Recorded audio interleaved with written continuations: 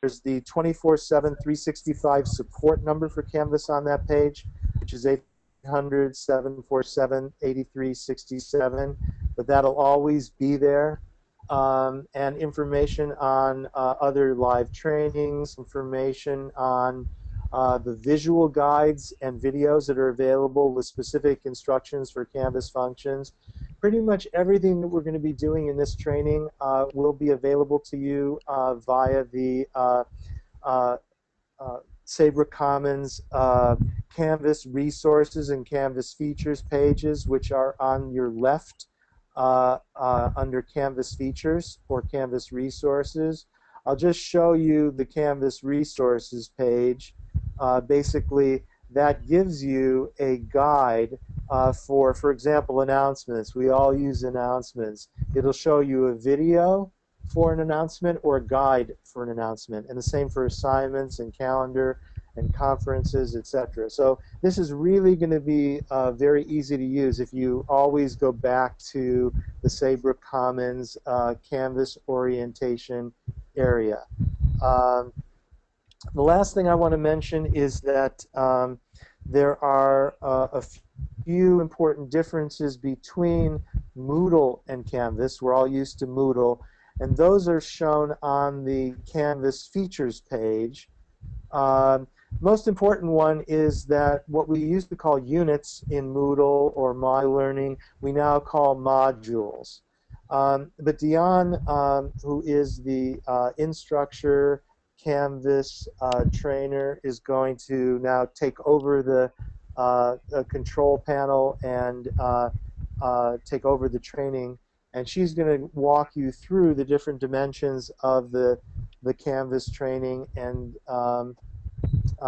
we should say, are there any questions at this point just about the Saybrook Commons homepage and the Saybrook Commons orientation?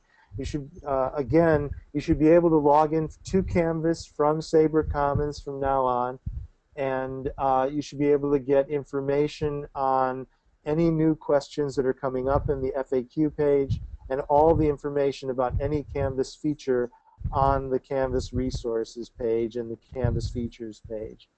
Are there any questions? Maybe we unmute everyone for a second and see if there are any questions at this point. Do you mind, just to manage the chaos, if maybe I'll just unmute people that have their hands raised so that we don't have everybody, if that's okay, Joel? Sure. Okay, so sure. If your hand's raised, I'm going to start unmuting people. We have D. Scott Stanley with a question. Maybe. No, mine shows lowered. I'm sorry. Oh, that's... You have, I think you have to click on your hand again. The arrow should be pointing down, shouldn't it? There, your hand's down. Perfect. Okay, I'll mute you better? again. Yeah, that's great. Okay, and George Kent, looks like you have a question, and Stanley.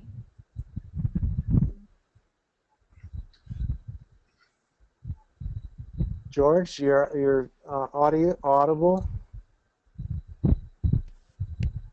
And Terry.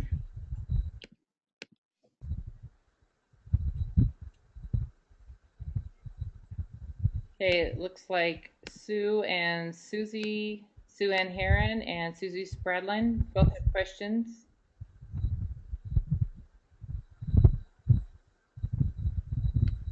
My question was, when will we get our own permanent passwords? That should be, as I understand it from the TCS folks, that should be coming sometime in July. And then you will be logging into Canvas. You'll still be seeing the same screen when you log into Canvas that you see now, but you'll it'll be your permanent account. And that'll also be your permanent TCS account in general. Okay, thank you.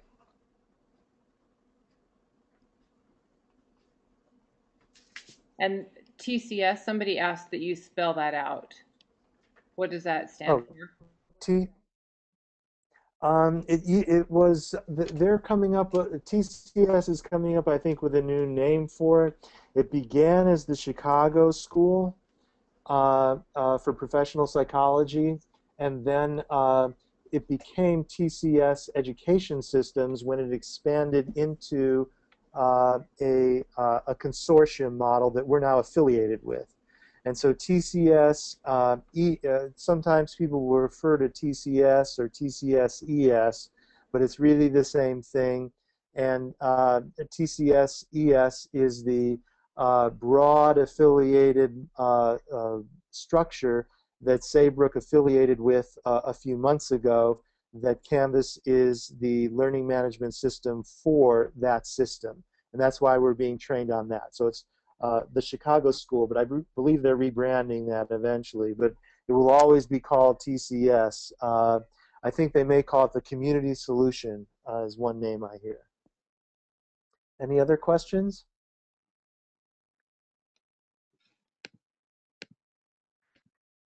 Okay, I'm going to put everybody's hand down. So if you do have another question, feel free to raise your hand again. And Joel, I'll leave you still audible. Everybody else, I think I've muted at this point, and we'll go ahead and get started with the training unless there's any other questions. If you have a question, raise your hand or type it in. I think I've been able to answer everybody's question that's typed it in. I show no unanswered questions at this point, so if you do have a question, please feel free to jump in here.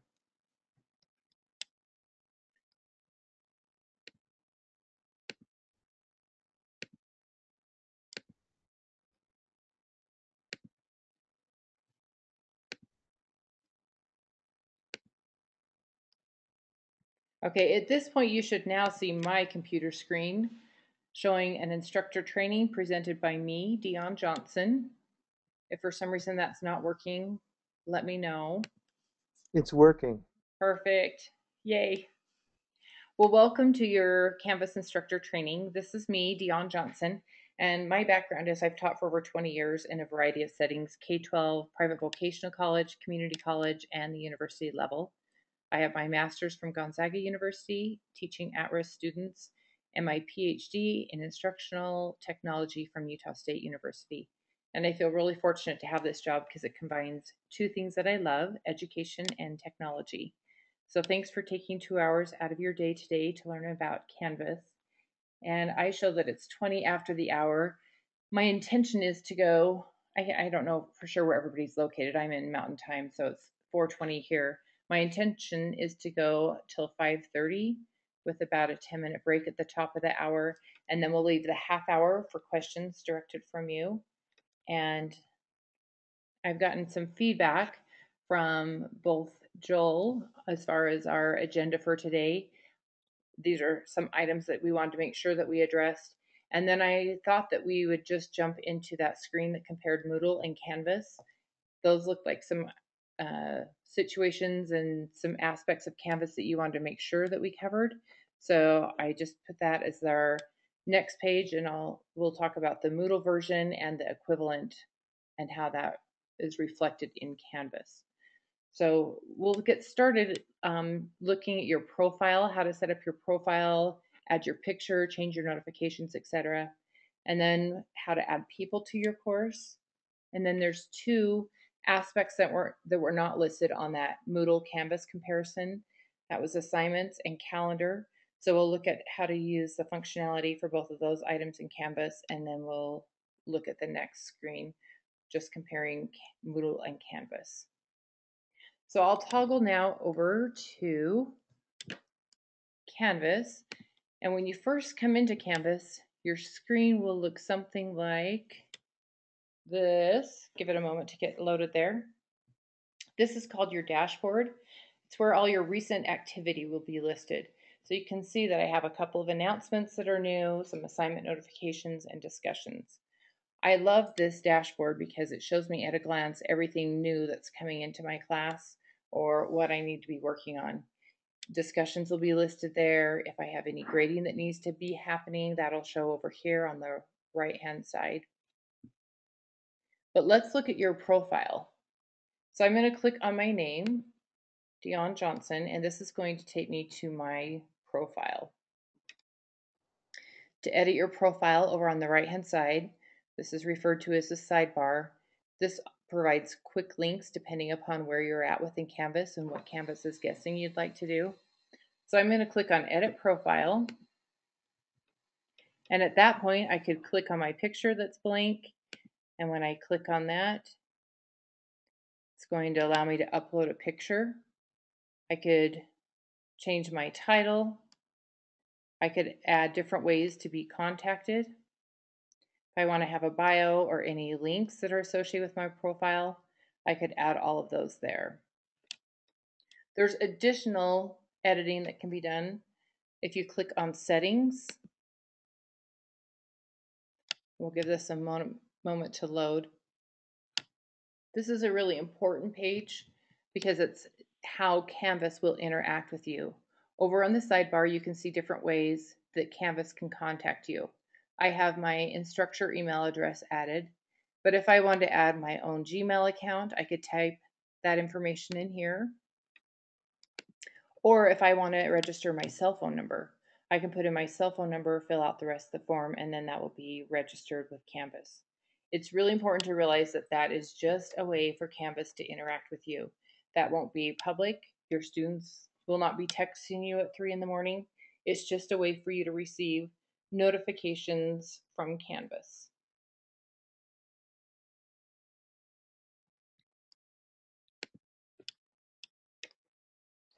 Question about the bio. When I log into Canvas and try to do exactly what you're saying, I'm not seeing the bio section in the So profile. each instance is set up slightly different from an admin perspective. For instance, I was training a group of high school teachers a couple of weeks ago. It was an all boys high school. And they said, there is no way that we are going to allow our students to change their display name. So, depending upon how each instance is set up, some of those are fields are even invisible. Some you can see, but you can't change. So, if you want that available, just talk to your administrator and they can turn that on. On the right-hand Okay. side, I just clicked on Edit Settings, and then you can see that I can change my full name, display name, sortable name, etc., which you may or may not be able to change some of those depending upon the settings for Okay. your instance. Thank you. As I scroll down on this page, I have a couple of different registered services, and some I've already registered with my username. For instance, you can see that I've registered my LinkedIn account, Google Doc, and Skype, but I haven't registered Facebook. To make any of those a registered service, you just click on the icon and then follow the prompts, and it will make each service a registered service. And it depends upon why, your personality and settings as to why you would want a registered services or not. But if I register Google Docs, that's a really popular one to register. It allows a really seamless way of collaboration between your Google Doc account and the information that's on Canvas. Now, you talked about that you could register different email accounts and your cell phone number. After you've registered those, then when you click on notifications over on the left-hand side of the screen, for each email address and cell phone that you have registered, a column on the right-hand side will be created. I only have my Instructor email address there, so I only have one column, but I've seen people that have registered a couple of email addresses and a cell phone number, and then they have 2 or 3 columns. At this point, you can look at each activity. Maybe when you have a due date, you want to be notified. If you want to be notified right away, put the check mark in that box. If you want to be notified with a daily summary on grading policies, click the little clock. If you want a weekly summary, then click the little calendar, and then I'll receive notification on those items to that contact method with each change that's happening with due dates, grading policy files, announcements, etc. I'm in Canvas every day grading, so I've turned off almost all of my notifications. You may find that Canvas tends to be a little bit chatty with lots of emails coming in. If that's the case, just come into this notification area and adjust those preferences. One thing that I do encourage my students to do is I use announcements as a way to communicate with my students. And when it's something of a somewhat urgent nature, then I'll send an announcement. So I ask all of my students to have the announcement set as notified ASAP. That way I'm assured that when I send an announcement, that my students are being notified in a way that they've specified, whether it's a text message or an email, etc. Are there If you're teaching multiple courses, do you have to change that setting in every course, or is that a universal setting? That's a great question. Thanks for asking that, Joel. It's a universal. So this is for your profile, which is um, relevant to all of your courses. Great. Thank you. Any other questions? Okay, here's a question. Will the Saybrook register populate the courses when the students enroll? Joel, do you want to The take? answer to that is yes. Actually, the way this is intended to work is that our old system, you probably weren't aware of it, but there was a process by which uh, the SMS had to be transferred into Moodle. That'll be automatic in this. So when a student registers in the new registration system, they will be instantaneously registered in Canvas. So the registrar's office, other than when, for example, they're registering people for essays or dissertation or something like that, will be taken out of the loop.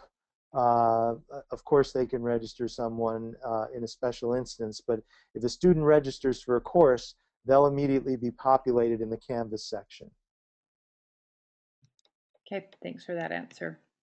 And then somebody's having a struggle logging in. They're trying to log on to Canvas using the full email address and the Saybrook password. Do you know anything about that, Joel, as far as their sandbox course? Yes. If you go to it may have been that they logged in once before and they're having the trouble re-logging back in. If they go to they're at the wrong address for logging in, likely. So they need to just click on the Canvas button on the Saybrook Canvas, on the Saybrook Commons homepage. Click on that button. That'll take you to the right login. And you should have no trouble after that. Try that, and if there's still trouble, then we'll deal with it. But that should solve 99% of people's problems. So Perfect. always use the Canvas button on the Saybrook Commons homepage until we all have permanent TCS accounts. Okay, looks like we're staying on top of people's questions, so I appreciate the questions. I really do prefer to have a more interactive training, so if there's any other questions, be sure you type those in there. That seems to work really well. Or if you'd rather ask it over your computer, auto with your audio. I can't say that word for some reason. Just raise your hand and then I'll unmute you and you can participate that way.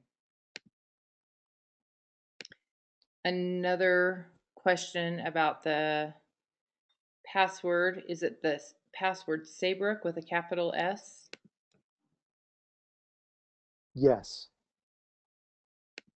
And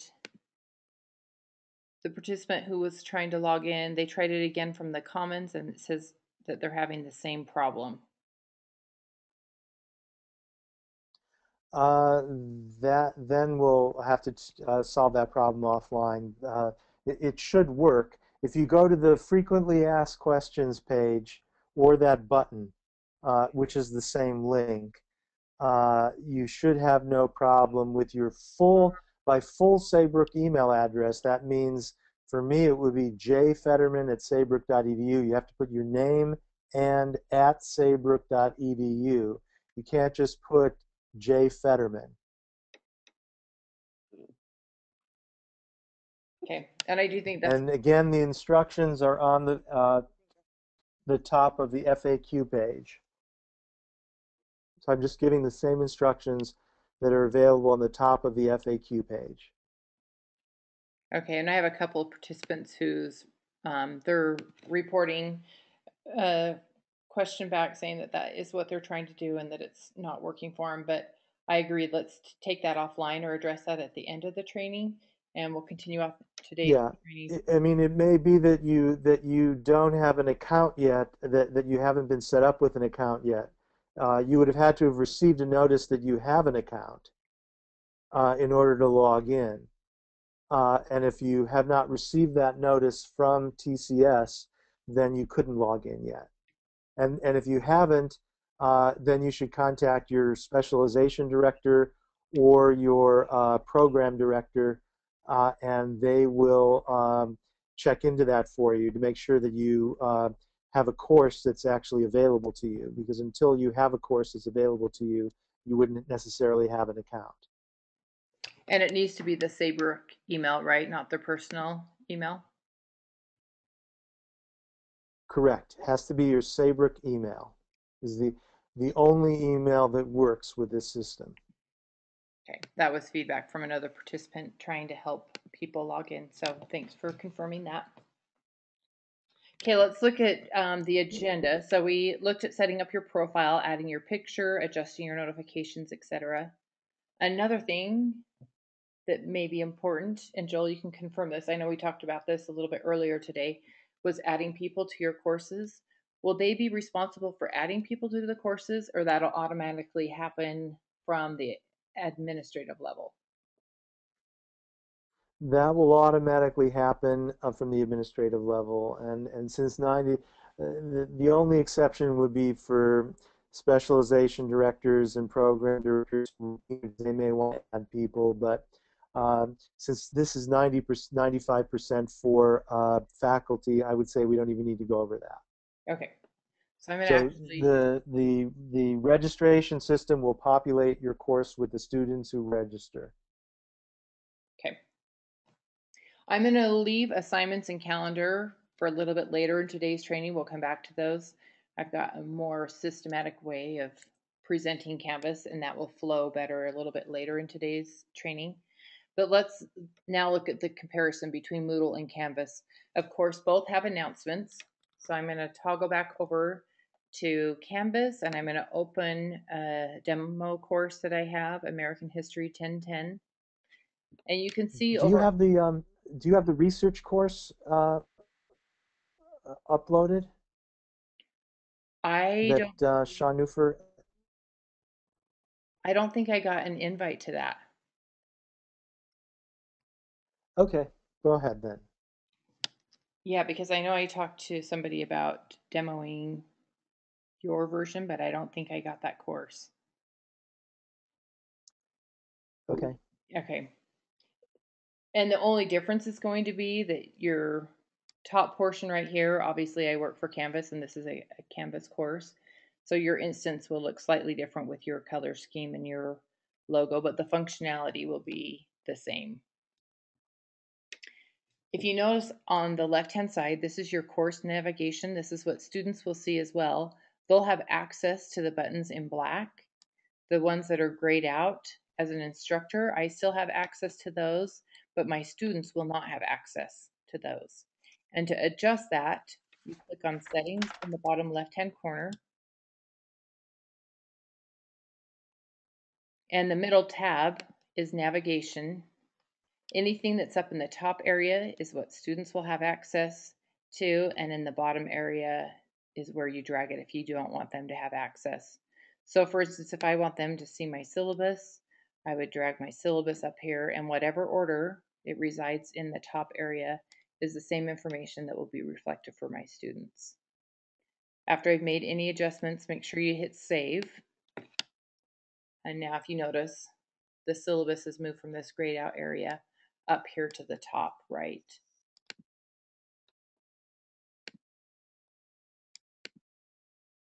And I have a question from David about what does invitation do? And I'm not sure what you're referencing, so I might take you off mute for a moment and just have you ask that question. Sometimes I find that's a little bit quicker than typing in. So David, you're unmuted at this point. Your question about invitation? Can you hear me? I can, thank you. Oh, okay. I wasn't sure if I had a mic. It was on the previous page. It was on the list of things on the left. And it said invitation, and I was wondering, everything else seemed to be um, kind of self-explanatory, but I wasn't sure what the invitation option was for. That's so bad. I can't remember where we really came from. Let me hit the back button. It was on the page with the notifications. Okay, thank you.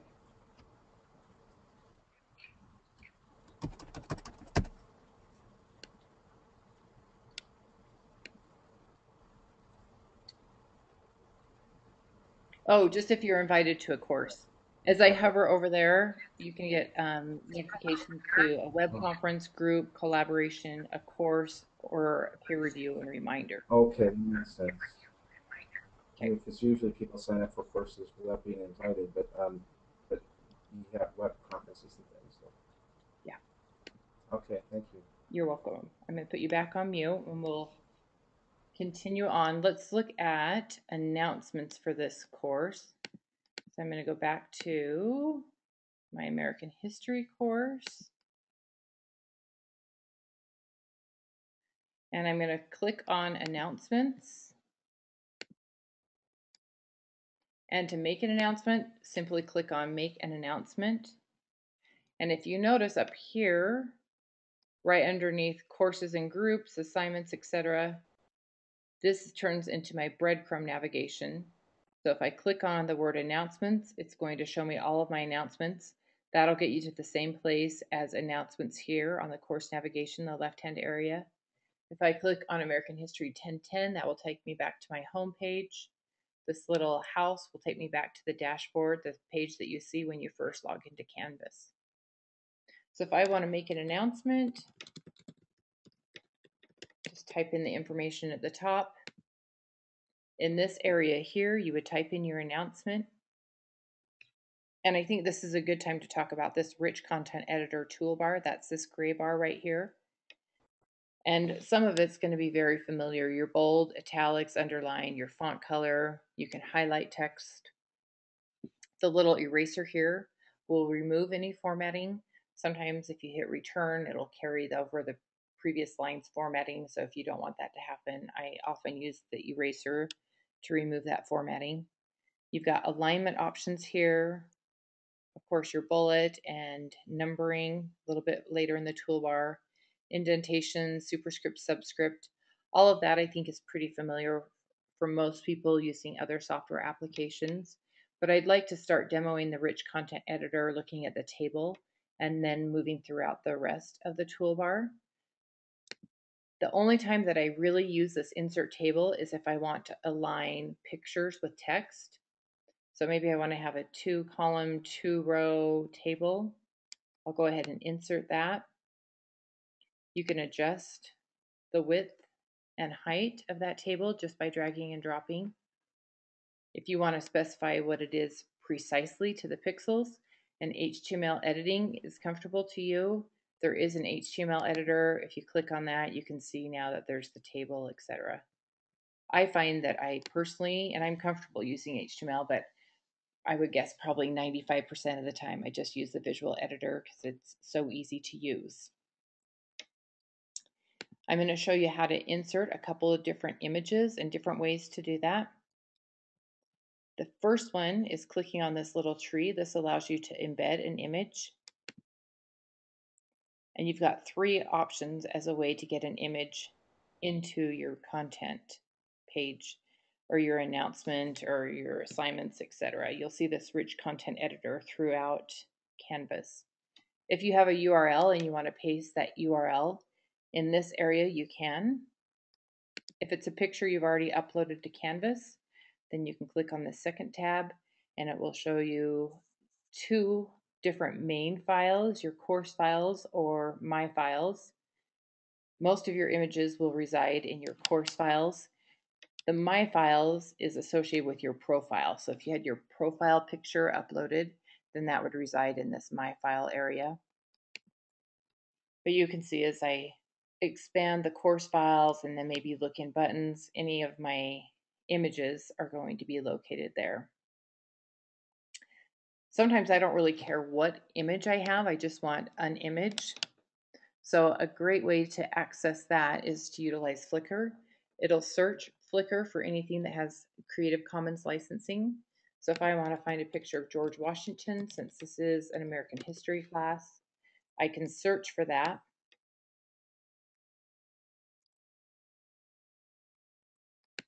Then find whatever picture you like, scroll down to the bottom of the screen, hit update, and then that image is automatically added to the table. Joel, did you have a What question? if you want to, oh, I see. There's the choose file. So choose file allows you to, in the same way that we did in Moodle, allows you to take one off your computer, Well, that will actually, which says attachment choose file. right, and I can show you what that's going to look like if I have that syllabus. That'll attach it to the announcement. But I think I hear what you're asking, and I think let me just demo the other way. So if I've already loaded an image into Canvas and I want it to reside right here in this second part, in the second column over, I can add an image from Canvas. These are all of the images that are added to Canvas. Or a way that I find is a little bit easier is over on the sidebar, the third tab over has all the images that have been loaded into this course. And at that point, I could just click on the image and it will automatically be added to my table.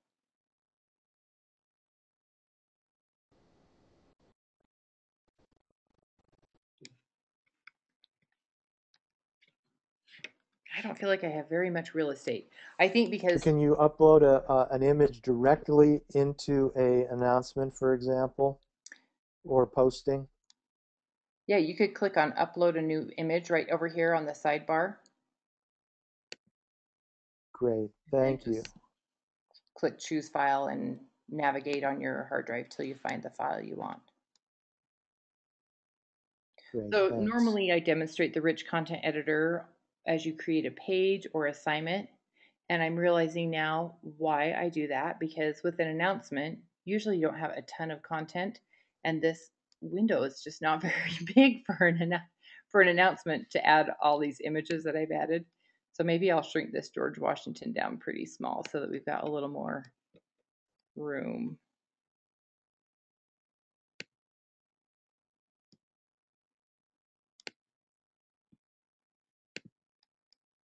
Okay, he's still there. Okay, in addition, looking at the rich content editor, you've got ways to add links to either content outside of Canvas or content inside of Canvas. So I often demonstrate Wikipedia George Washington. If I wanted to direct my students to Wikipedia and George Washington, I would open that up in a new tab and then grab that URL. And then maybe I want them to read this Wikipedia article on George Washington. Now, depending upon what I want linked, I would just highlight that text. So I'll highlight everything from Wikipedia to George Washington. And then I'm going to click on this link button, and this will link me to an outside URL. If I click on that, I just paste in that link and then hit insert link, and that will open up the Wikipedia article in a new tab. So that's content outside of Canvas. If it's something within Canvas, maybe I want them to read the course syllabus.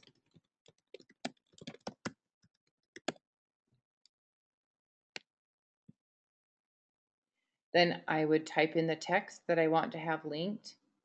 Over again on the right-hand side, I can link to pages and content within Canvas, or I've also got my Files tab where I can add new files or access the course files, and then I already demonstrated images.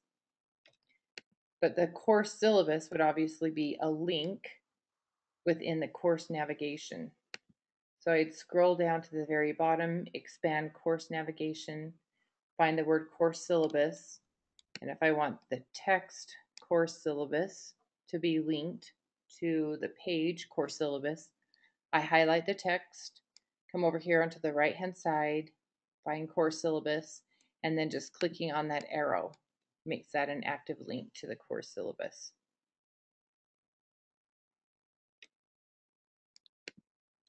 Other types of tools that are available for you on the rich content editor. This pie will open up the math equation editor, which I don't know how many math teachers we have in here, but it has more than just math equation. So if I want to add the square root of 9 plus a half, I can do items like that. But in addition to that, I can also add, maybe I have a specific arrow that I want to add to my content.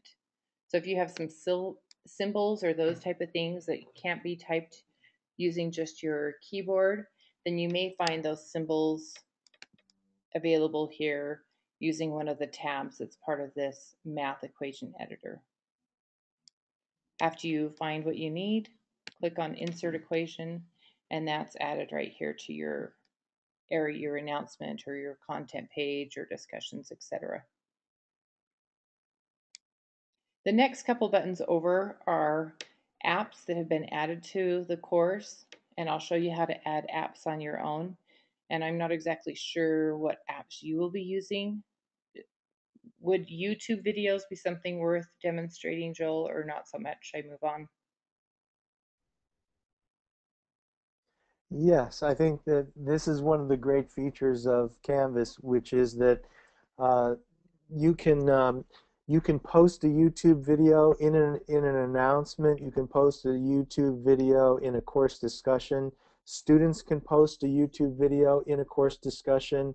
Uh, so it and they can create their own videos, and you'll hopefully show that soon as well. And when we go to the discussions, but the whole idea is that the capacity of Canvas to show videos and to link directly to videos is something that's much richer than what we used to have in Moodle. Perfect. Okay. So I've added the YouTube app, which you can certainly add straight from YouTube, but it's really easy to add a video if you add the app first. So I just clicked on the app, embed content from YouTube. I can search based on my keywords, and then it's going out and looking on YouTube and finding videos that are about George Washington. And then I can just use this drop down box and I can either provide a link for my students or I can even just embed the video, and then it will hold a placeholder or put a placeholder on your page with that content. So I'm going to embed a medium sized video,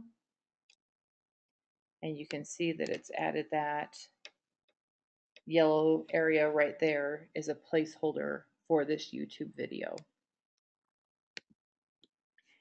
And as Joel mentioned, there's a fantastic media recorder built into Canvas.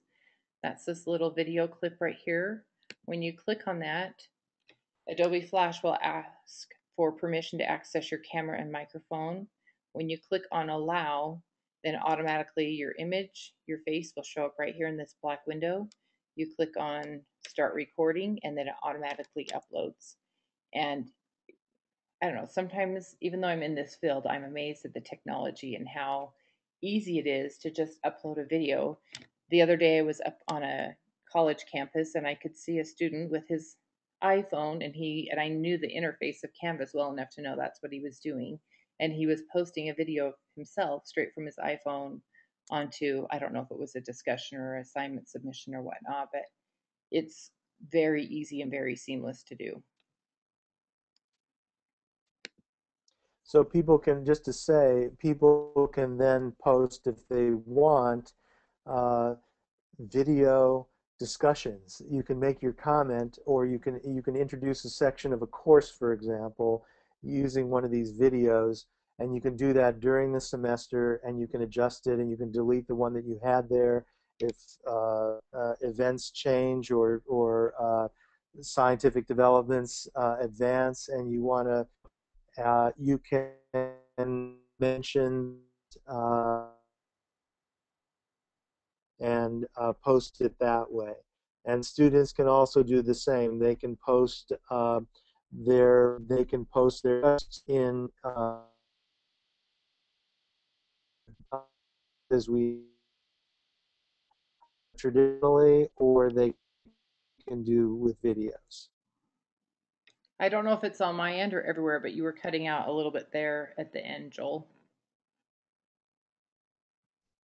Okay, I was just saying that people are able to post videos, and this is true for students and faculty alike. Okay, sounds great. Were you able to hear that? Thank you. I have a couple of questions that have come in. Somebody asked, what guide do you have for copyright laws if I want to attach an article from a book or article? Joel, is that a question for you? Like, I personally don't have a guide on hand for copyright laws, but I don't know if as an institution, if you have something that can help her with that question. Yeah, I think that any material, normally, that's why we send our syllabi to the library for review. That's one of the main functions that they do, is to be sure that anything that we post in any one of our courses, uh, has appropriate permissions. So if you have any question about that, I would say send it to Joe Marino in the library, JMARINO at saybrook.edu. I would say Noah. We all know Noah Lowenstein, our librarian, is leaving, but there will soon be a new librarian, I'm sure. And they can answer those kinds of questions. That really becomes, if something is available on the internet and you just found it on the internet and there's no copyright attached to it, like a website, there should be no problem with that. But if you have any question about what is permissible and what isn't, I would contact the library. Thank you. And Stephen was asking about what about videos where you want to record and edit? So if you're going to use some sort of recording software and then edit it and save it as a QuickTime video or etc., you can just attach that as a file as well.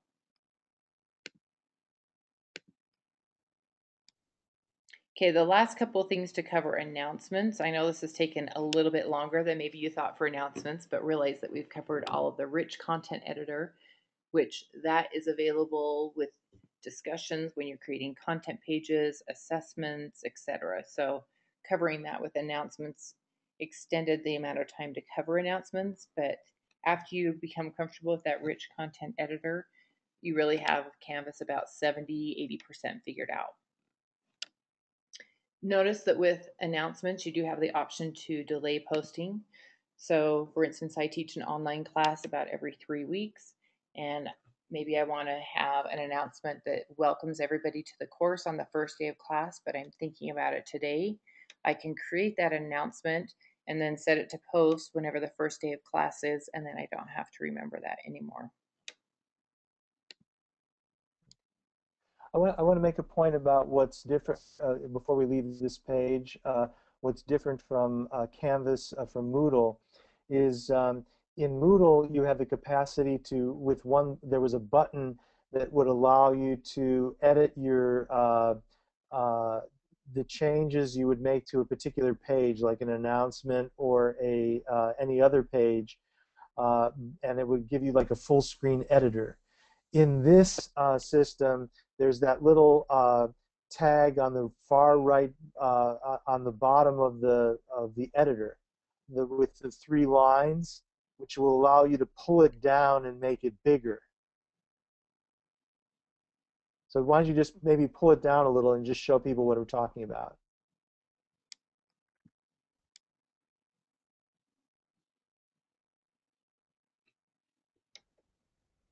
Were you able to see that on my screen?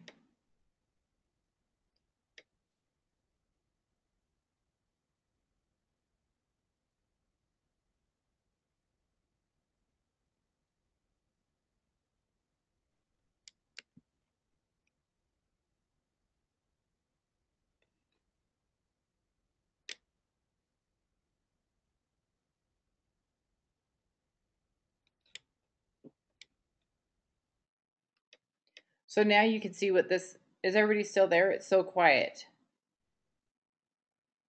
Yes. Okay, perfect.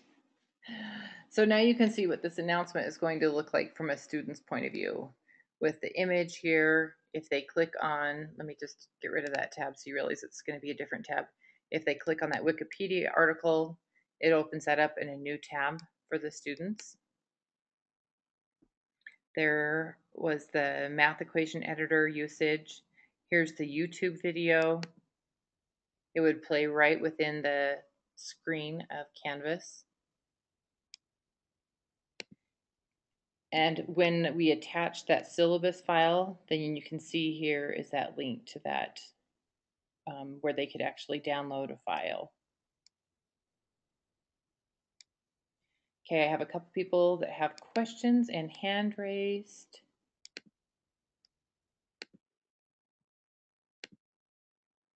Okay, let's see who's got their hand. Susie, I'm going to unmute you and see if I can help you answer your question. You're unmuted now, Susie. Did you still have a question, Susie?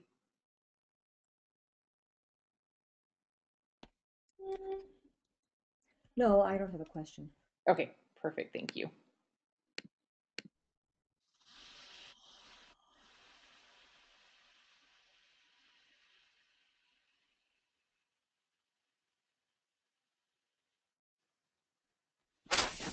I show that it's top of the hour. Oops, looks like I need to mute somebody else. Sorry if I've unmuted you by accident. Joel, usually we take a 5-minute break halfway through. Do you feel like that's something you want to do, or do you want me to keep covering content? Um, sure. That's fine. Okay, just let people stretch their legs and go get a drink of water or whatnot. So we'll come back at 5 after the hour, and if you come up with any other questions on break, just make note of those and send me a question, and we'll answer that question for everybody else as well.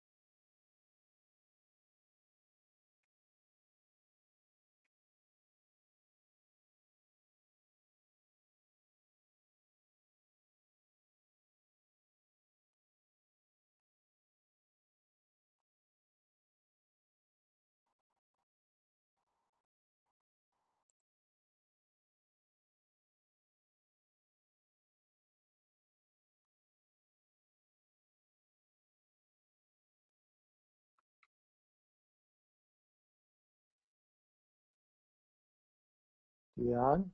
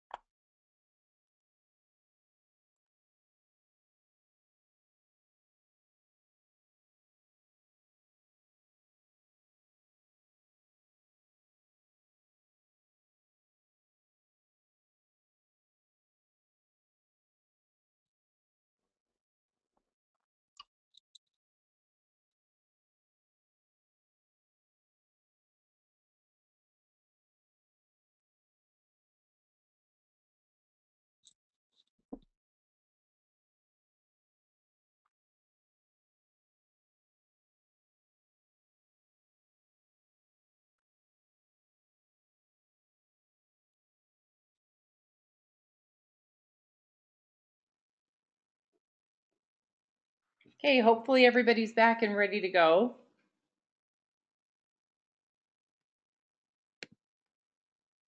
Hi, yes, it's Joel. Go right ahead. Perfect. Okay, so I'm going back over to our comparison chart. Syllabus for Moodle is going to be very comparable to the syllabus for Canvas. So I'm toggling back over to Canvas and clicking on syllabus. And you've got a couple of different ways you can add a syllabus to your course. You can just copy and paste whatever you have in your Word document, PDF, etc., and add it to the rich content editor. Similar to this, you can see this is just lorem ipsum text that's been added here, but you could copy and paste your content right here into course syllabus, or you can just upload a PDF. So I clicked on edit the course syllabus, and you can see here it's the content, adding it this way, or you can choose to, as I mentioned, upload a PDF. One nice thing with the course syllabus is it will pull all of your assignments. If you have due dates associated with them, it'll put in those due dates as well. So if your course is structured that you want to have links to different assignments, then these are all hyperlinks to those assignments if I want to look at a quiz, reflection paper, etc.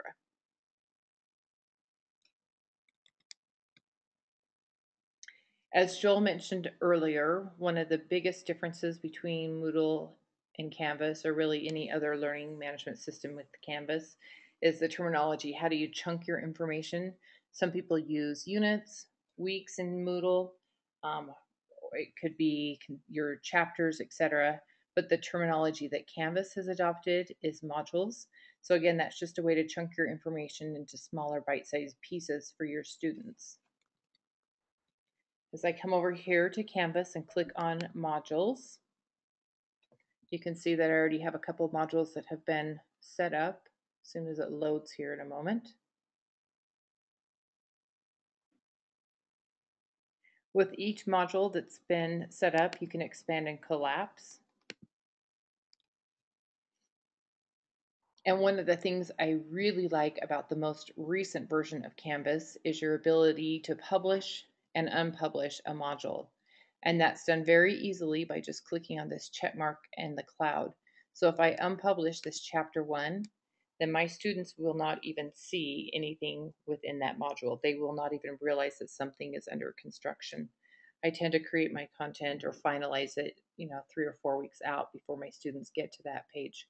So I like to be working on that module creation, add different types of content to the module, and then when I'm ready to release it to my students, simply click on the publish, and then that information is released to my students. By having your information in modules, and maybe I'll just show you this Abraham Lincoln module that's been created. The advantage to using modules is it automatically adds a previous and next button. As you can see here in the bottom left-hand corner, it will take me to my last piece of information in my George Washington model, which was the previous module. If I click on next, then it will take me systematically throughout the content that I've added for this particular module.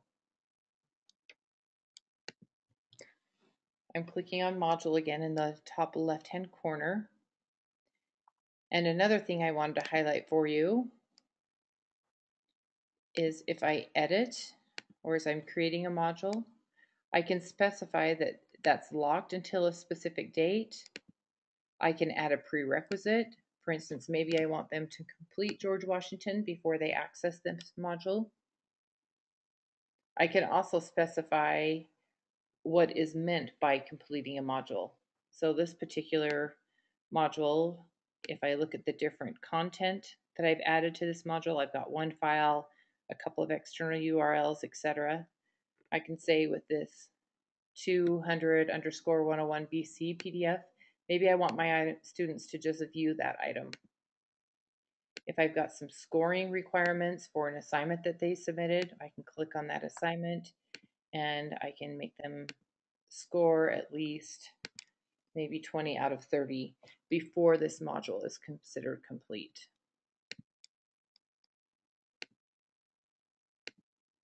You can also check that students have to move through that requirement in sequential order if that's applicable for your students as well.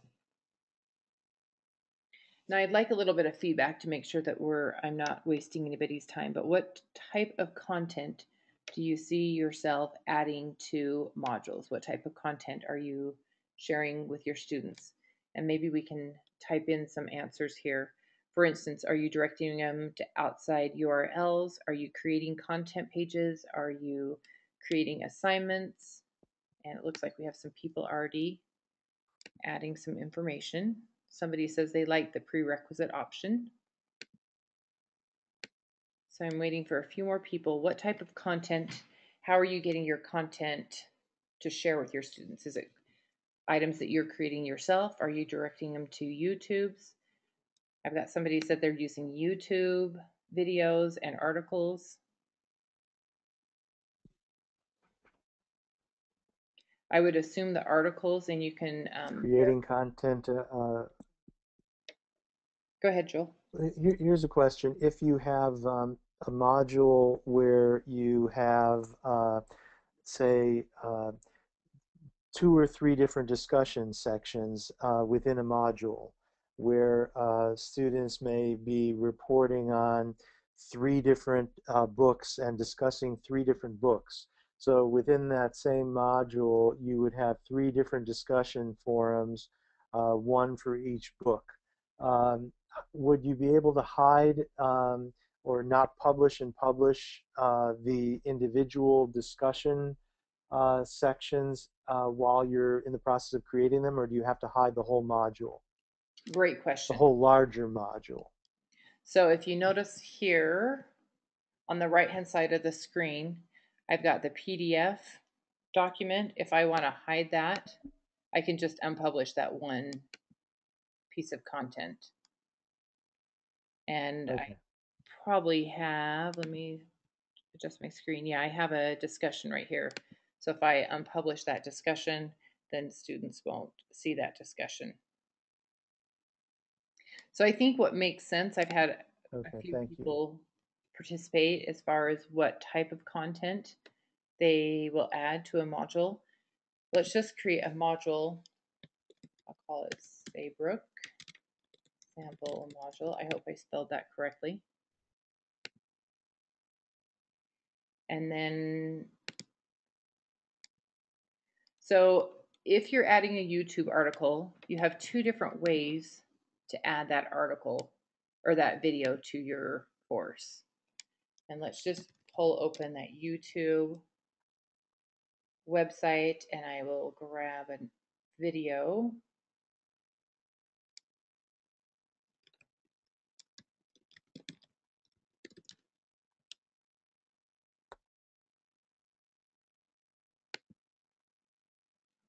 So here's that URL. I'm going to copy that, bring it over here, and I'm going to add, and that would be, as I look at this, an assignment, quiz, file, content page, etc. Shouldn't what makes each of us unique? Oh, also make our treatment unique? Advanced genomic testing is changing the way we fight cancer. The For evolution somebody who just came on, of Oh, cancer that's center. me. Learn more. Cancer treatment. It was trying to play the thank you. advertisement in the background. Sorry about that. Ah, okay. So I'm copying the URL from YouTube. I come over here to course module, and as I look at the different type of content that I can add to a module, it could be an assignment, quiz, file, etc. This one would obviously be an external URL. So I click on that. I'm pasting in the website. I want to double check one thing. And notice that the URL starts with an HTTP. I'm going to show you why it's important to type in an S if you're going to add this as a standalone page in just a minute. So we type in George Washington YouTube video, and I'll click add item. I'll publish that. Now watch what happens when I click on that video, which is my first piece of content. It gives me this little error message, if you will. It says you're trying to launch insecure content from within a secure site, which is Canvas. Some internet browsers may prevent this content from loading. So it depends upon whether your students are using Mac or PC, Chrome, Safari, Internet Explorer, etc. So the easiest workaround is to add an S. We'll go back down here and I'm going to edit. Sometimes it won't even pop up that error message. You just will see a blank screen. So I'm going to type in an S on that URL and click update. And when I do that and then click on this link, it automatically loads it all nice and beautiful. So that's one way to add content, a YouTube video, to your course. But note that it's just going to have the video in a screen all by itself. If you wanted to add a content page with some annotation and let your students know, I want you to listen and watch this video and I want you to look for these 3 key elements, then that type of content would be a content page. So I'm going to click on the plus sign and I'm going to click that drop down and add content page. That would be a new page. I'll call it Saybrook sample content page. These content pages, by the way, would be 90%, I think, of Saybrook course content pages. So this is an important thing to pay attention to. Thank you for that feedback. So I'm going to actually just click on this page. And when I hit edit, this is looking very familiar. This is what we looked at with the rich content editor on the announcements. So if I would like my students to please watch the following video, and then I'll let you fill in the blank there. I could again utilize that YouTube video and access the video that way. Or if I wanted to just type in the URL and then highlight this and create it as a link for my students, I could insert the link that way. So you do have a couple of different options of how you're going to get that information to your students. Let's look at some other types of content. Articles would be handled the same way if they were an external URL. You could come over here to your rich content editor and say, please read the following article. And if it was on an external URL, then you could copy and paste the URL, or you could use that as a link. If it was a file, a PDF perhaps, that I've uploaded to my course, then I could click on Files on the right-hand side and upload it right from this place. Or if I've already uploaded that file, Then I would look at course files, and let's look at what PDFs have been added to this course. We'll add the AP United States. And then it's putting in a link directly to that PDF. Okay, somebody else said that they might add some artwork and photos, and we've already looked at how to add images. Somebody else said it would be PDFs or links to research and other articles. Somebody said website with specific content. An external tool is something more like with your apps. If you're going to send your students out to a math resource that is going to actually pull information where they interact with the website and put some, maybe take an online quiz. That's more what the external tools. And somebody else is wanting me just to demonstrate where the S goes again, and I'll show you that in just a minute.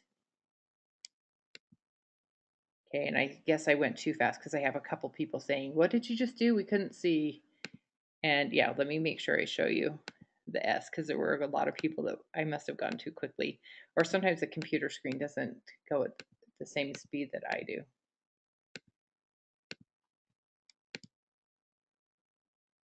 So I'll go ahead and save this content page. Let's just take a quick look and see what it is that you've just done.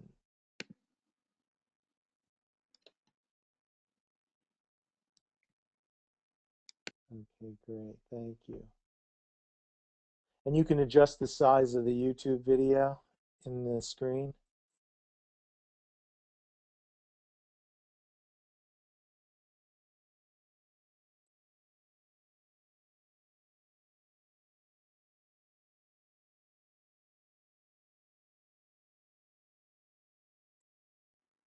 Sorry, I had a little glitch there. So as Dion? far as the video being able to adjust the size, when you hit play, it'll expand it a little bit.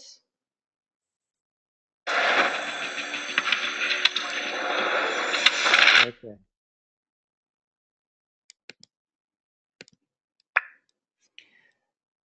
And there's a Okay. And you could couple, expand it to the full right. screen if you want.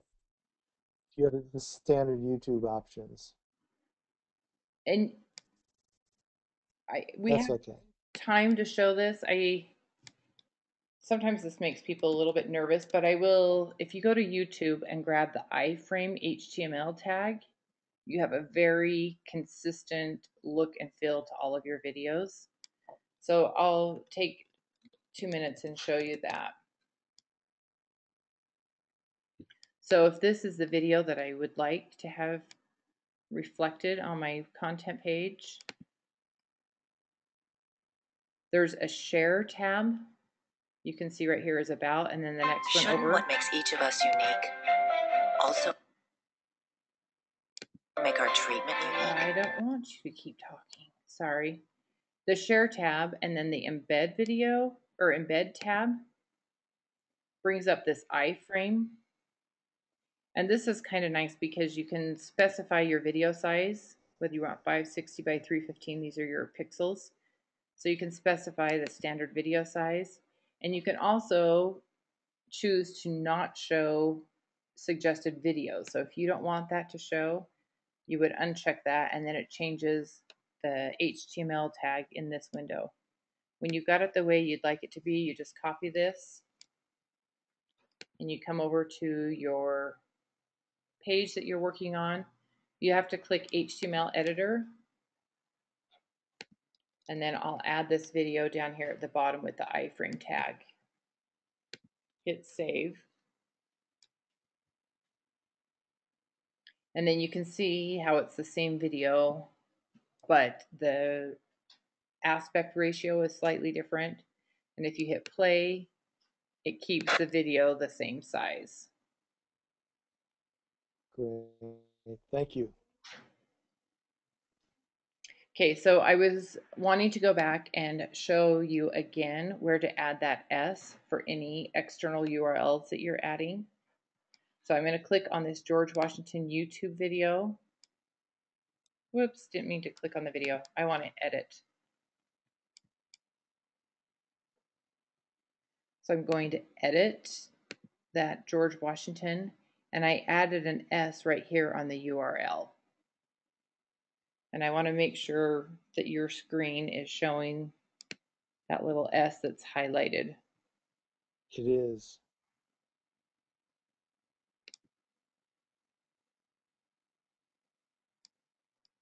And that's, you only need to add that when you're adding an external URL all on its own. If you add links to your content page, which I think majority of instructors provide that, or utilize content pages to deliver content to their students so they can frame the content and external URLs with some background information or letting their students know what they want to use. You don't have to add the S if you're adding it as a link on a content page. Then it will simply open up that external URL in a separate window.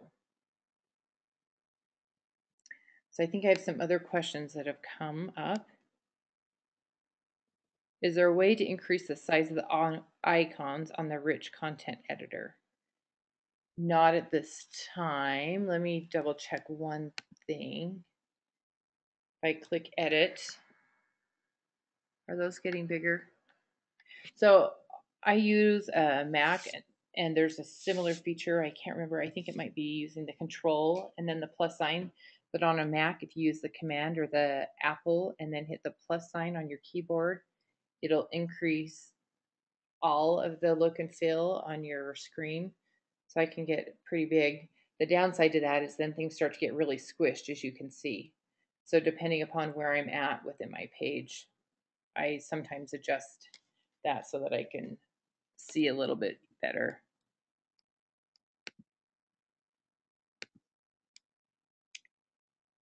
Okay, Susie, I'm finally getting to your question that says say that last part again. So if you have a question, will you ask me that again so that I know what you're asking about? And can the So every browser, by the way, should be able to view in Firefox. There's a function called zoom and zoom in and zoom out, which would allow you to expand the size of of everything on the screen, so that therefore it would expand the size of the canvas buttons that you're looking at. So that's something that's a universal function that you can do on your computer. If you're an Apple user, Command plus or Command minus will expand or contract the size of the video of the screen. And in the browser, you can just go to View and then adjust the settings that way. If you need it, if you are getting to a certain age, which I'm past, and need a little larger size icons. Okay, and Susie, just to verify, you don't have to highlight anything first. That'll just affect the whole screen on your computer. And Donna was asking about if you embed a video the last way. I don't think if you can do, if it shows full screen. So let's look and see if when you use an iframe tag. And you know what, you're right. I don't think, yeah, there isn't the full screen option that I see. Yeah. So I guess that's one of the downsides to embedding it using an iframe.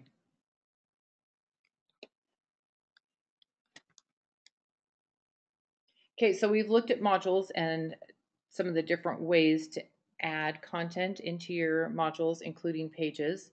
We looked at an existing module that was using a discussion, but it sounds like discussions are something that you utilize a lot in your courses, so I wanted to take a minute and go over those as well. There's 3 different categories, if you will, for discussions. There's pin discussions, discussions that are just called discussions, and then the last one is closed for comments. So if you've created a discussion, let's look at this pro-con debate. If I want to close that one, archive it, then I can click on close for discussion, and it will automatically populate to this area down here. If I change my mind, I can open it back up to comments. And if you want to pin a discussion, then you just click on the discussion and then click pin, and it moves it up to the pinned discussion. The difference between pinned discussions and regular discussions is just that the order up here in pinned discussions will always be in this area, whereas regular discussions are organized by the last post. So you can see this one had a post May 24th, 2013, April, February, which means that my unit 3 is up here, and then unit 2, and then unit 5, and then unit 4. So depending upon your layout for your course, you may want to add those to the pin discussions if you want them in a So specific presumably, if you want your discussion sections to be consistently moving from unit 1, 2, 3, 4, 5, you would want to pin every single discussion. Exactly. It seems like that would be the way you'd want to do it, rather than to have it be completely out of order all the time. Right. Okay. So that would be an important point to highlight. Yeah. And of course, to add a new Thanks. discussion, just click on Add Discussion, put in your topic. If you want to allow threaded replies, make sure you check that box. That'll allow me as the instructor to facilitate the initial conversation and then my students to interact with each other. It's my understanding that that's how most of your discussions take place. If you want it to be a graded discussion, you of course would want to check that it's graded. You can have it be a group discussion, and if it is a group discussion, a subset of your students that are in your participating in your discussions, and you would need to fill out this area. You can specify that it's, as far as grades, whether it's percentage, complete or incomplete points, letter grade, or GPA. So if it's 20 points and they just get points for participating, then you would use the complete or incomplete, put down that it's 20 grade or 20 points, however many points. It can be part of And the most of our, pretty much all the faculty who are online now are not going to be using point systems, so we wouldn't need that. okay. It's mind body medicine faculty who use point systems. Okay, perfect. So let's look at some of the remaining topics. I feel like we've covered pages already, how to get your content out to your students. The grade book, let's take a minute and look at grades. And Joel, did you say that at times students would be submitting a document, like a PDF document, and an instructor would want to give feedback on that file? Is that correct?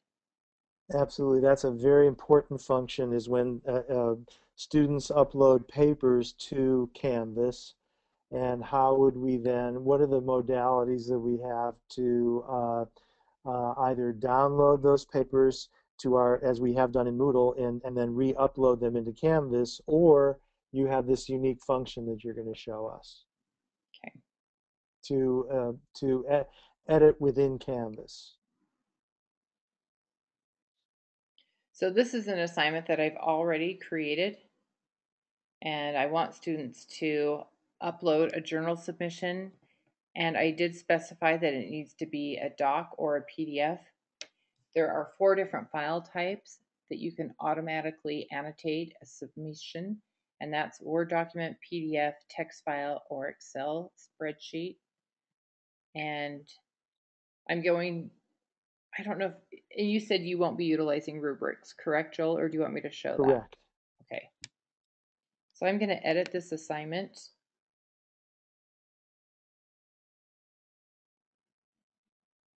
And I'd say the first thing to show, because this is what people are used to, is how to download something to their computer, download a paper to their computer, and then most of the time they will be uploading Word documents, and the faculty will download those Word documents and then either repost them in the course or email them back to the students. But that's true for most courses. So faculty will need to know how to do that.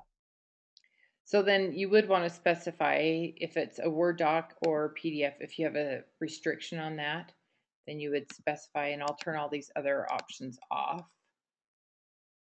And I'm going to update the assignment.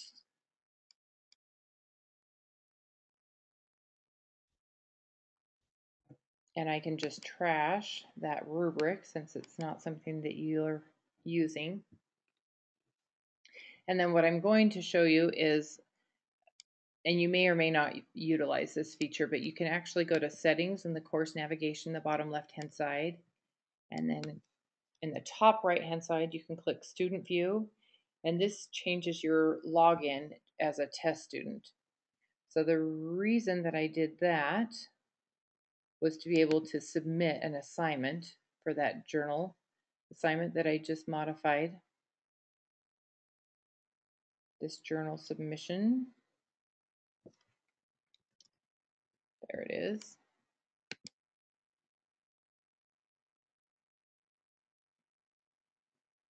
And I'm going to resubmit that assignment. I guess I've utilized this assignment before. And I will choose a file. And let's find a Word document. I'm not exactly sure what that is. I guess we'll find out. Oh, because it has an X on it. Okay, let's just use a PDF. I'll submit that assignment.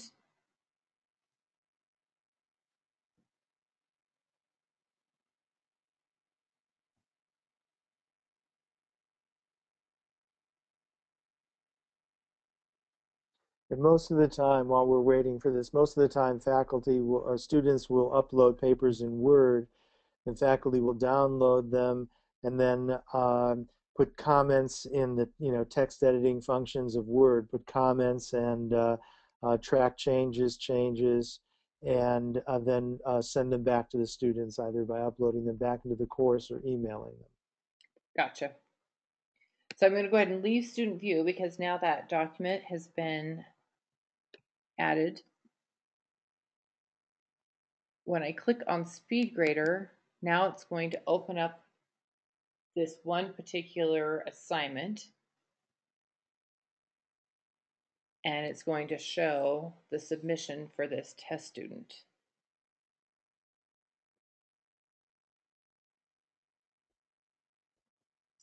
I mentioned that there's 4 different file types: Word documents, PDF, Excel, or text files that automatically allow this powered by Crocodoc that you can see me circling in the top right hand corner of my SpeedGrader.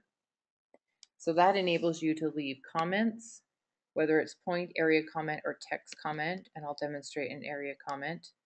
So if I want to highlight this paragraph and let my students know that that was a great intro, then my students will see that feedback. I can draw on the document.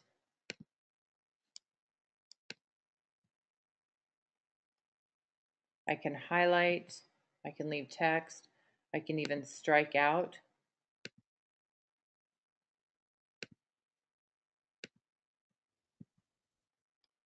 And it gives that feedback to the students exactly what you're looking for. So this is an in-text editor that really has many more functions than Word does, and it doesn't require you to download and re-upload the assignments. So there's an advantage to using this if we want to use it. It's an option, but it really can do things like draw, making specific kinds of broad-based comments, all the things that she's pointing out. Based on the conversations I had with the last group of people that I trained for Saybrook, I think it was the end of March, so about 6 weeks ago, one of their questions, not to discount Crocodoc because I love it, but I know you're working with graduate students, and if you want that like revision history and you want to see if they've incorporated the track changes, then that doesn't happen through Crocodoc. So, I mean, I don't want to discount one of our free tools because I really do think it's fantastic. But having a PhD and thinking about the process that I went through with my advisor, there is a little bit of a trade-off as far as the feedback that you can get and seeing if that's been incorporated or not. That's really important. So you're not able then to, for example, compare the document to see whether they've made changes that you had recommended. Compare another version. You know what? Before I say that, for sure, like you can see here on that submission to view, because I used this, I updated a new document. I can see here the resubmission, but it's just not quite as seamless as it is with track changes on Word or even with Google Docs. So you can, but you'd have to, you'd have to look at it individual case by case incorporation. And when it's small little things like adding a comma and you've spent a lot of time editing a dissertation submission, I think that you would be better off to use either Word or Google Doc. Thank you. Yeah. I hate to say something that's somewhat negative. I think the intention behind CrocDoc is more, lower level or kind of maybe more big picture feedback. But for those other small details, I think track changes is a better way to go. Okay, so let's look at the gradebook as well. So this is SpeedGrader. The intention behind SpeedGrader is to grade one submission, one student at a time. So a really microscopic view of the gradebook. But if you want to look at the overall gradebook, you can click on gradebook here. It's also available on the course or global navigation right up here at the top. And this gives you a gradebook that's probably very familiar. You have your students listed on the left-hand side, and then all of your documents on a column for each document. So you can manually type in grades, or if you're grading them from the SpeedGrader, then that information is automatically populated from the SpeedGrader to the gradebook.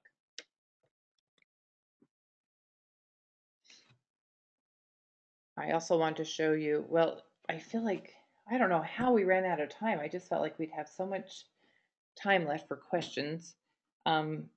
So Joel, maybe give me some feedback, whether you'd like me to keep going through the. I think we should open it up to questions. Okay, perfect.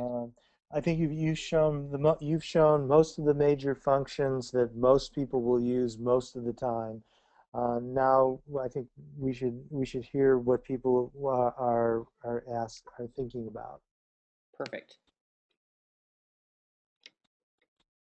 Okay, so I'm going to look through the questions that have been submitted.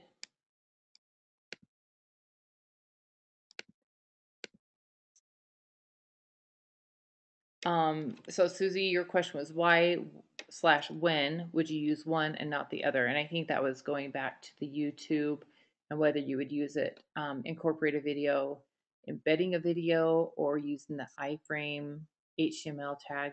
And you're really fine either way. It's more just a design question. The content's going to be there visible for the students either way. Oh, I think you were talking about discussions as I read the rest of your question. So to control the order of the discussions, but I think we've answered that question. If not, let's go ahead. You could unmute. You could unmute the people who you're talking about if you want. Perfect.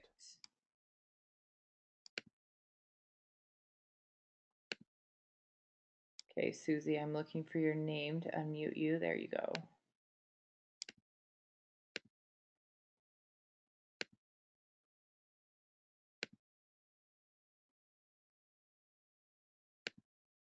For some reason, it is not letting me unmute people. What?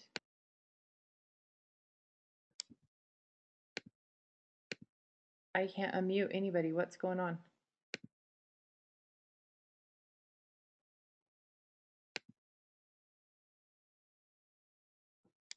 Okay, I'm going to keep answering people's questions and then I'll go back and see if I can. Okay. So the question is, what is a threaded reply? And when I create a discussion, let's come back over here to this tab.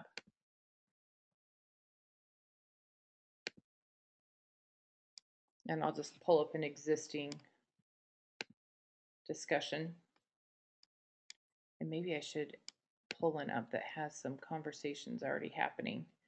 While you're pulling it up, I can say that a threaded reply is basically how we do all discussions, how we've been doing discussions in Moodle. It's just the thread of the discussion shows up. Um,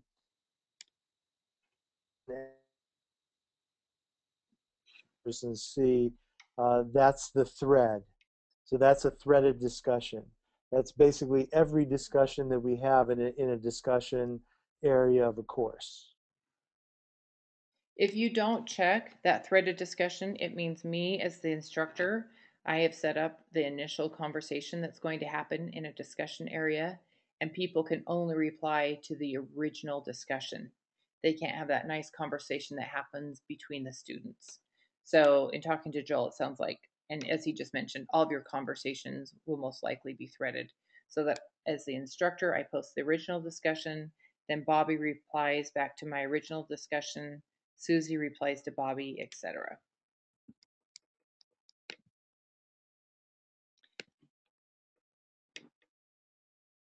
And Donna, let me try to unmute you. You said for student papers as a Word doc, not a PDF, right? So let me see if I can get some additional clarification from you. That's so strange. Like I'm clicking on each individual person or even like unmute all, and that is functionality is not available on the computer screen anymore. I love technology, and then sometimes it drives me crazy. So, Donna, if you can give me some additional clarification typing, that would be great. Alan's asking, is there a time limit for length of videos uploaded to announcements or assignments? Not that I'm aware of, and I've left, 15-minute videos and not had any problem uploading that length of time.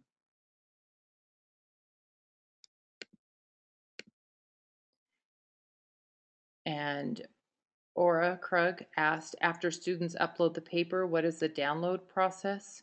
And I think I just demonstrated that on the speed grader. Let me know if that didn't answer your question and type it in again if you have additional or you want me to demonstrate that for you again.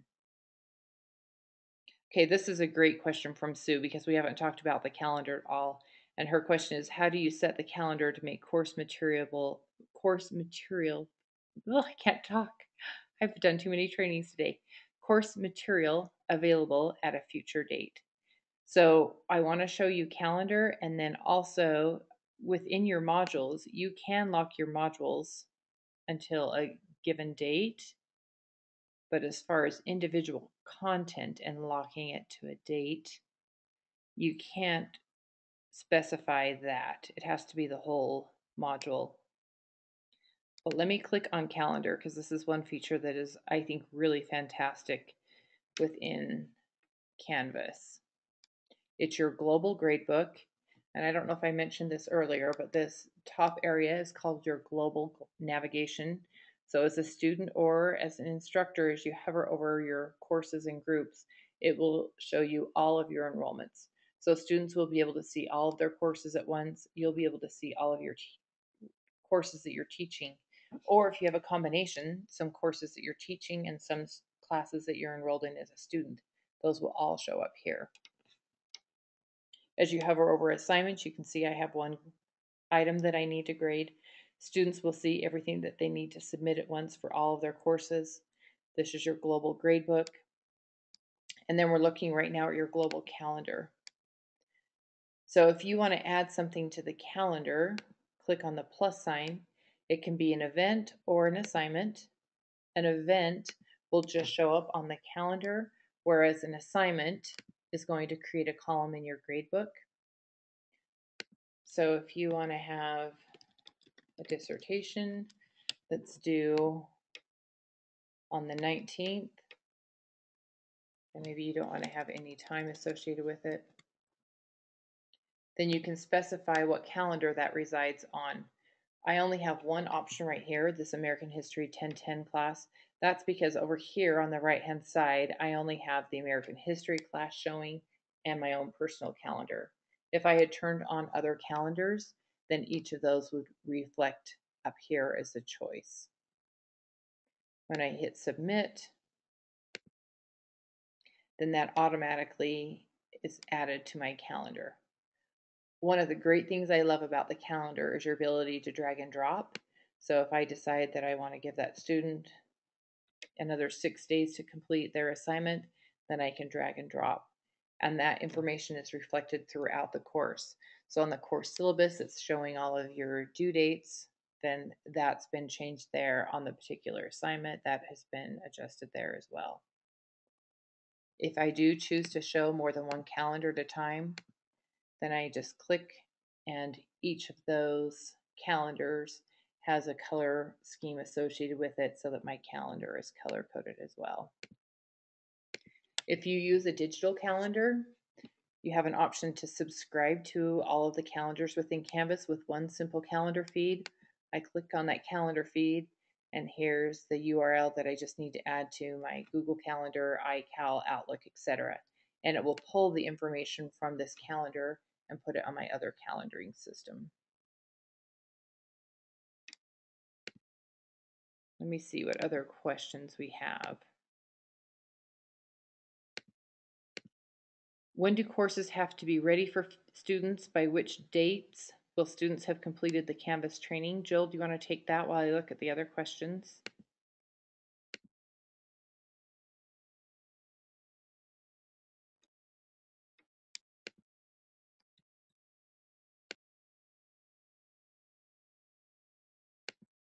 Joel, I can't hear you.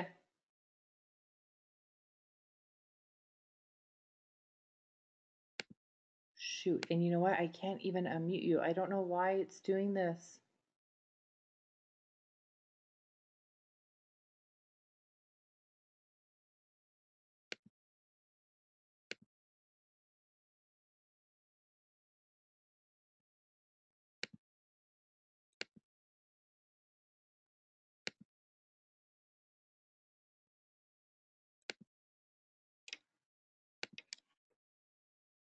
Joel, I don't know if you can hear me, but I just made you a presenter, hoping that that would allow you to talk. Can you hear me now?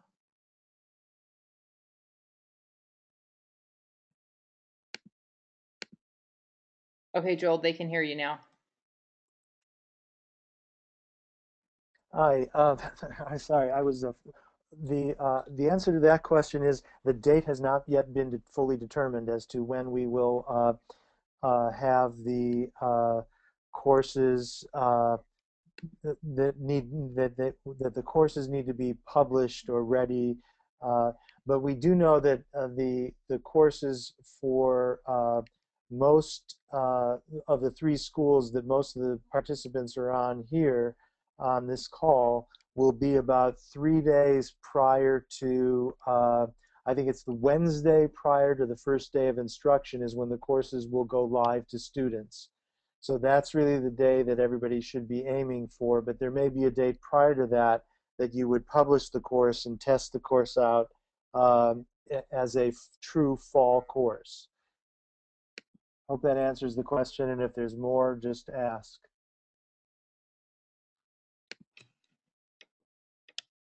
Okay, so Susie's wanting me to show again, just to verify the discussion area and how you need to make that a threaded discussion.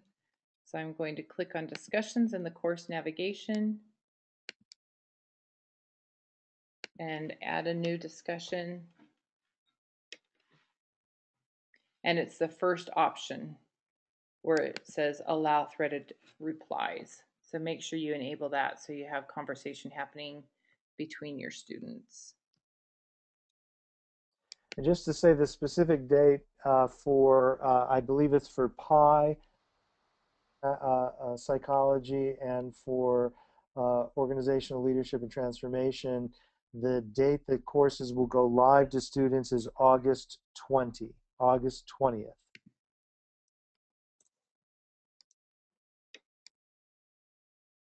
Okay, so it looks like I can unmute people if you want to have a discussion over GoToWebinar. I've answered all the questions that have been submitted. Is there anybody else that has any questions? Want to share anything before we sign off for the evening?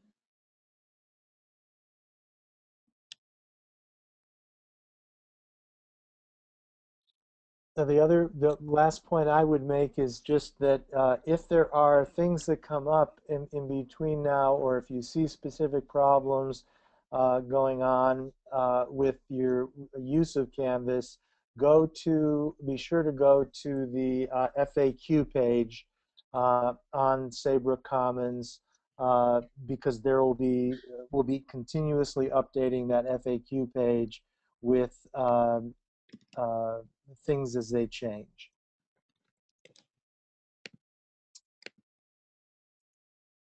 And Sue Ann wants to verify, Joel, how will they know if a student has signed up for their course? The student will automatically show up in your course. If they're registered in your course, they will automatically, in the registration system, they will automatically be populated into your course. So then you just need to view the people in your course. And Dion can just show again how you view the people who are in your course. But uh, there is nothing you need to do. A student just signs up for the course in the registration system, and they automatically are entered into your course shell. So over on the left-hand side, course navigation, I clicked on people, and this shows all the students that have been enrolled in my course. If I click on their names, then I do get some nice statistical information, and you can see your interaction report for that student. You can look at the access report and see how many times they have accessed different assignments, etc. And I feel like I should show you that app since we looked at showing the YouTube app, how to add apps to your course. In the bottom left-hand corner on settings, the fourth tab over is apps. And this shows all the external apps that you can add to your course.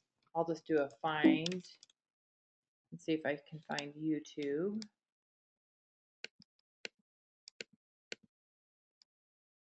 Maybe it's an image, so it's not finding it. I'll scroll down to the bottom.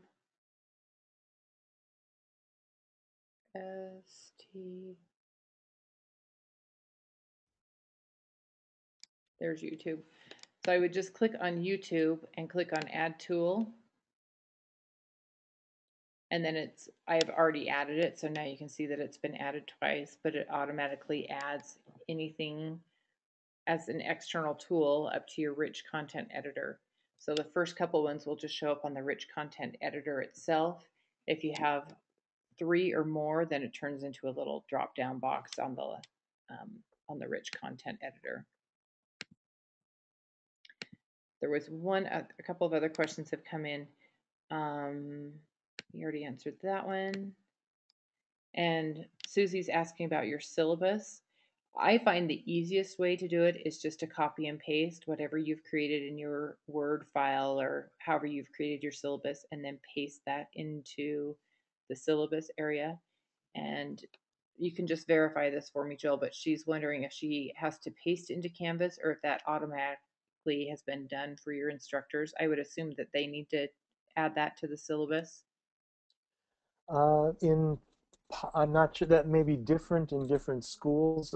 In Pi, there was a requirement from Wilson Williams that the instructors be sure that the current library approved version of their course is published.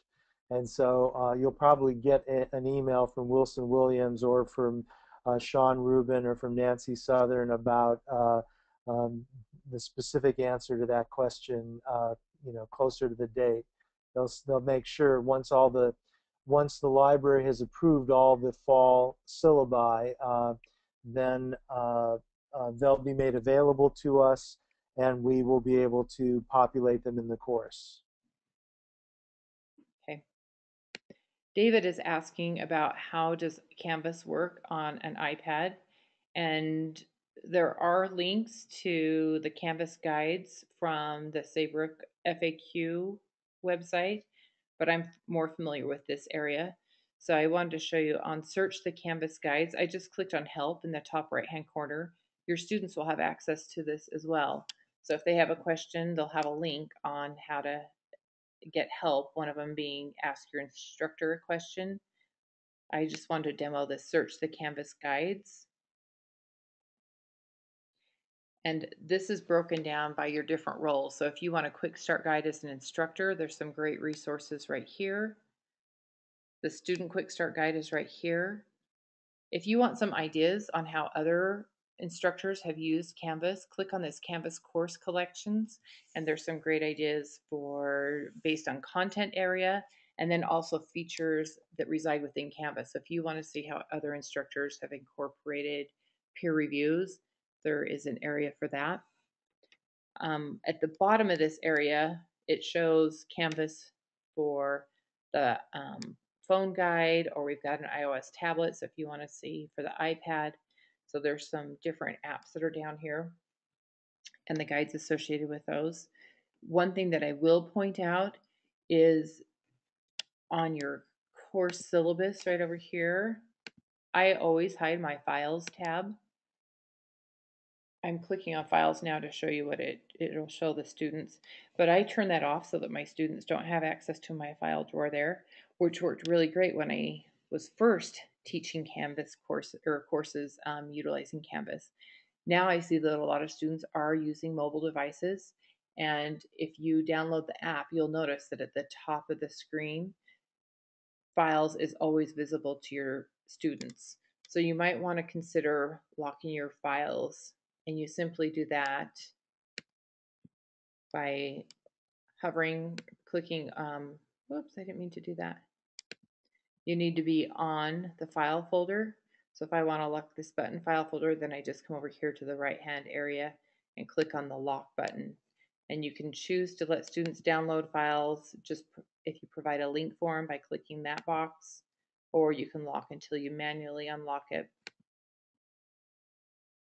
Another thing that I like to point out from this file area, and I know we're out of time, but I want to highlight this because it might drive you crazy like it did me at the beginning, and that is if you want to move files within Canvas, you need to move files from the right-hand pane either to another area within the right-hand pane or over here on the left-hand side. So and to show you that, when I'm on the left-hand side, I don't have a four-headed arrow showing me that I can move files. Whereas if I'm here on the right-hand side and I'm hovering over the icon, that's the only place you can be to move a file from one folder to another. Then I can click on that and I can move it up to another folder, or I can drag it over here to the left-hand side. And in answer to the question about the iPad, or the iPhone or Android devices, there's an iOS app and an Android app that you can get. If you're Apple user, just go to the App Store and search for Canvas, and you can download the app. It's as simple as that, and then just start using it accordingly. Looks like there's one more question for you, Joel. Wondering if there are numerical thresholds required for the course to be offered. That's a school-based decision. I would say that would be something to, ask your program or specialization director, because the rules are different across schools. Okay, and Susie, I'm gonna unmute you. You had a question about how do you turn it off, and I'm not sure what you meant. Okay, Susie, you're unmuted now.